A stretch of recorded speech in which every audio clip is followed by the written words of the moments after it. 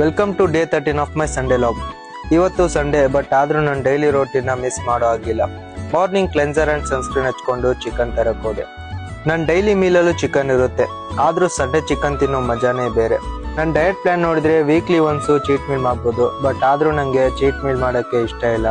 ನಾನು ಇವತ್ತು Sunday full day ಏನ್ ಫುಡ್ ಇಂಟೇಕ್ ಮಾಡ್ತೇನೆ ಅನ್ನೋದನ್ನ ಈ ವಿಡಿಯೋದಲ್ಲಿ ತೋರಿಸ್ತೇನೆ. ನನ್ನ ಫಸ್ಟ್ ಮೀಲ್ ಅಲ್ಲಿ 300 ಗ್ರಾಮ್ ಪಪಾಯ, ಸೆಕೆಂಡ್ ಮೀಲ್ಗೆ 100 ಗ್ರಾಮ್ ಸ್ವೀಟ್ ಪೊಟ್ಯಾಟೊ ತಿಂತೇನೆ, ಅಂಡ್ ನನ್ನ ಥರ್ಡ್ ಮೀಲ್ಗೆ 250 gram of chicken, 100 gram rice, 200 gram cucumber, and fourth ಮೀಲ್ಗೆ 2 whole egg, 3 egg white and 1 orange ತಿಂದಿರ್ತೇನೆ.